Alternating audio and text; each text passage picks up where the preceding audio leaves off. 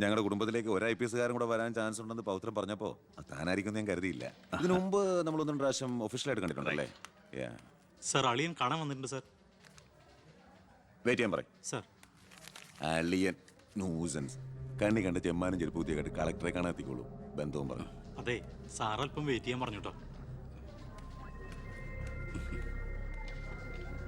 നമ്മൾ എത്ര നാളായിട്ട് സമരം ചെയ്യാം, പക്ഷെ ഗവൺമെന്റ് അവരുടെ കൂടെയാണ്.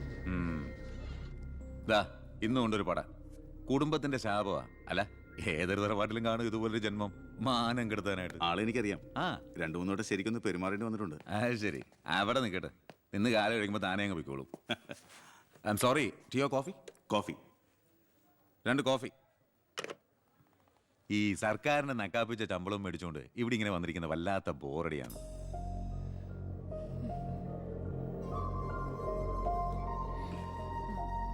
കുറെ നേരമായല്ലോ. എനിക്ക് വേണ്ടി ഇങ്ങനെ ഒരു നാടിനും കൂടി വേണ്ടിട്ടല്ലേ? കുഴപ്പമില്ല. അളിയാ, അളിയാ, എന്നെ മറന്നു അല്ലേ? 3 മണിക്കൂറായി ഞാൻ വെയിറ്റ് ചെയ്യണു. വാ അളിയാ, ഇത് ശാരി. അളിയനും മച്ചമ്പയൊക്കെ അങ്ങ് വീട്ടില്. Call me sir.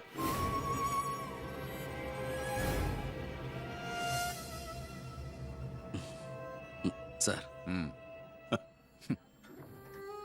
ഞാൻ ഇവരുടെ ഒരു പ്രശ്നപരിഹാരത്തിന് വന്നതാ. കുടിവെള്ളത്തിൽ കാഡ്മിയം അടങ്ങി. ഇവരുടെ പ്രശ്നം പരിഹരിക്കാൻ നീ ആരാ? എന്താ പ്രശ്നം? ഈ കോള കമ്പനി തുറന്നതിന് ശേഷം ഞങ്ങൾക്ക് കുടിവെള്ളത്തിന് വലിയ കഷ്ടപ്പാടാ സാറേ. കോള ഫാക്ടറി തുറന്നുകൊണ്ടാ കുടിവെള്ളം ഇല്ലാത്ത നിങ്ങളോട് ആരാ പറഞ്ഞേ? നിങ്ങൾ ആരാ പറഞ്ഞ് തെറ്റിദ്ധരിപ്പിച്ചിരിക്കുകയാണ്. ഈ എടുക്കും തോറും കുറയുന്ന അല്ല നമ്മുടെ ജലസ്രോതസ്. മനസ്സിലായോ? തൽക്കാലം കുടിവെള്ളത്തിൽ ഏർപ്പാടൊക്കെ ഞാൻ വെക്കോ. പിന്നെ ഇതുപോലുള്ള ഒഫീഷ്യൽ കാര്യങ്ങൾക്ക് വരുമ്പോ ഇമാതിരി പീര രാഷ്ട്രീയക്കാരെ വിളിച്ചോണ്ട് വന്ന കളക്ടറെ ഒന്ന് നേരി കാണാൻ പറ്റിയെന്ന് പോലും വരില്ല. മനസ്സിലായല്ലോ? സാർ, ഈ IAS എന്ന 3 അക്ഷരം ആളുകളുടെ മുമ്പിൽ ആളാകാനും കേസ് വിരിപ്പിക്കാനല്ല ഉപയോഗിക്കേണ്ടത്. ജനസേവനത്തിന്.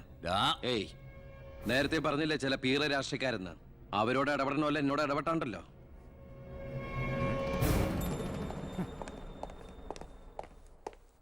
അളിയൻ കളക്ടറായിരിക്കുമ്പോൾ ഞാനിവിടെ വരാൻ പാടില്ലായിരുന്നു. എൻ്റെ തെറ്റ്.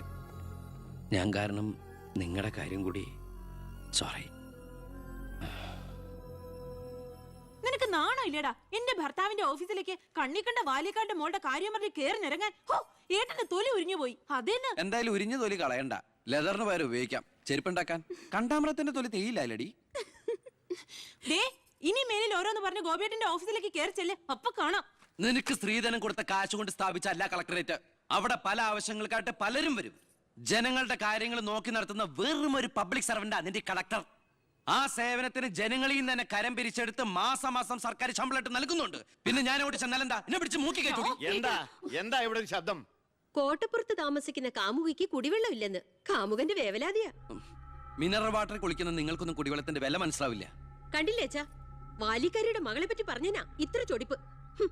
അതെങ്ങനെയാ? മൊട്ടേന്ന് വിരിയുന്നതിന് മുമ്പ് എഴുത്തു കൊടുത്തവനല്ലേ നീ? ഈ കണക്കിന് അവളെയും കെട്ടി നീ ഈ കുടുംബത്തിൽ കയറി വരില്ലെന്ന് എന്തോ ഉറപ്പ്? ഒരു ഉറപ്പില്ല. സംഭവിക്കാം. നിന്നോടൊരു കാര്യം പറയാനിരിക്കായിരുന്നു. കോട്ടപ്പുറം കോള കമ്പനിയുടെ കാര്യത്തിൽ നീ ഇടപെടണ്ട. ഇടപെടാതിരിക്കാം.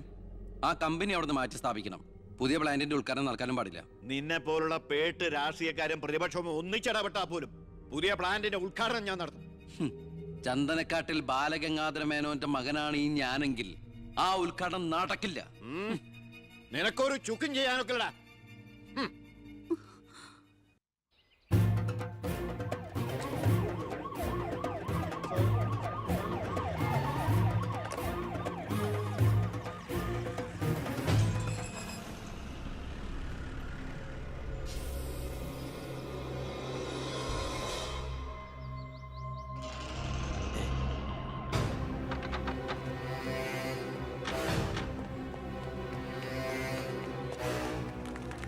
ഉദ്ഘാടനം തടയാനാണ് ഉദ്ദേശമെങ്കിൽ ഇവർക്ക് മുന്നിൽ വെച്ച് ബലം പ്രയോഗിക്കേണ്ടി വരും.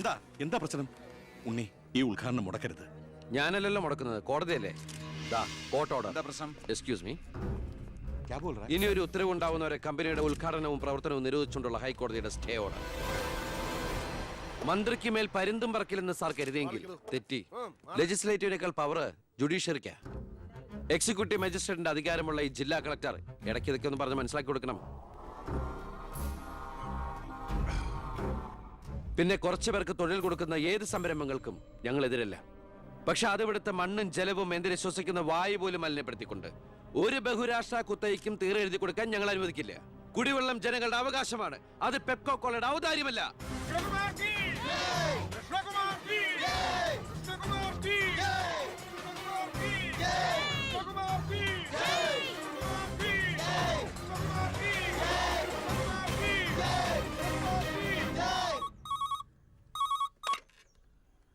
ഹലോ ഹലോ, ഞാൻ ഷാരിയ.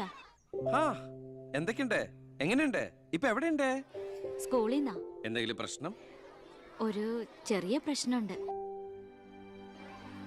ഒരു കാര്യം പറയാനായിട്ട് എങ്ങനെ പറയണ്ടേന്നറിയില്ല.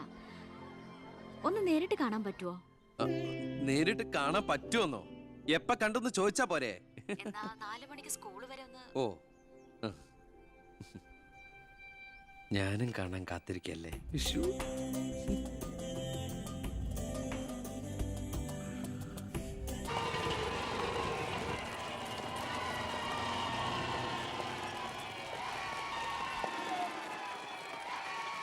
നീ പോക്കോ. ഓ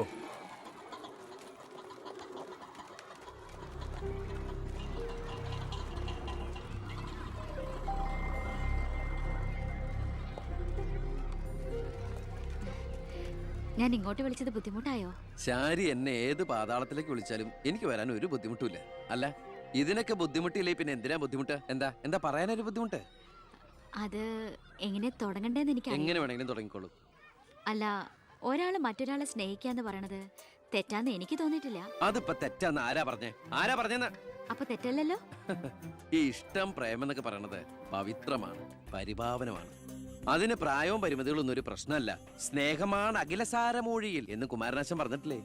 മനസ്സുകൾ തമ്മിലുള്ള ഐക്യം, പൊരുത്തം, പിന്നെ പരസ്പരം മനസ്സിലാക്കാനുള്ള പക്വത, അത് മതി പരിശുദ്ധമായ പ്രണയത്തിന്. എനിക്കും അത്രയൊക്കെ തോന്നിയിട്ടുള്ളൂ. പക്ഷേ പാവപ്പെട്ടവരും പണക്കാരും തമ്മിലുള്ള അന്തരം എന്നൊക്കെ പറഞ്ഞ എന്താ അന്തരം? പോവാൻ പറയണം. ഇങ്ങനെ ഒരു ബന്ധത്തിന് എതിർപ്പുകൾ ഉണ്ടാവും, സ്വാഭാവികം, നമുക്കത് മനസ്സിലാവും. പക്ഷെ ആ എതിർപ്പുകളുടെ കോട്ടമതിലുകൾ തച്ചുടച്ചൊന്നാകണം. എപ്പോഴായാലും ചേരേണ്ടവർ തമ്മിലേ ചേരും. ചേർക്കണം, എന്നാലേ മറ്റുള്ളവരുടെ പ്രാർത്ഥന ഉണ്ടാവും. പിന്നെ നമ്മൾ കല്യാണമൊക്കെ കഴിച്ച് 3-4 കുട്ടികളാവുമ്പോ ഈ എതിർപ്പുകളൊക്കെ കാറ്റിൽ പറത്തിവിട്ട പട്ടം കണക്കെ പറന്ന് എങ്ങനെ അങ്ങോട്ട് പൊക്കോളും. നമ്മുടെ കല്യാണോ? ഞാൻ ഉദ്ദേശിച്ചത് അതല്ല. പിന്നെന്താ ഉദ്ദേശിച്ചത്? പ്രസാദ്,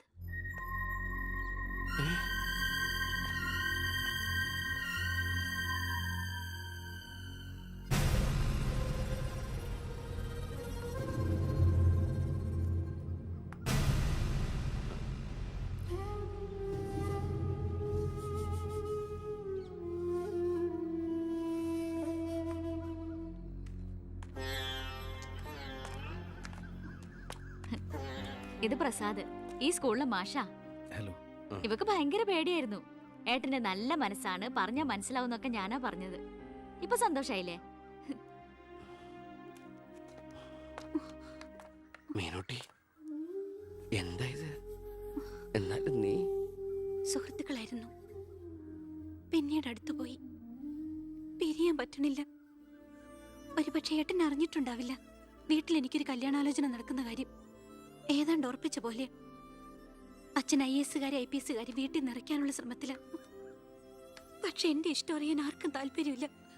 ചോദിച്ചിട്ടില്ല ഒരു വാക്ക് പോലും ആരും. എനിക്കിപ്പോ പറയാൻ ഏട്ടൻ മാത്രമേ ഉള്ളൂ.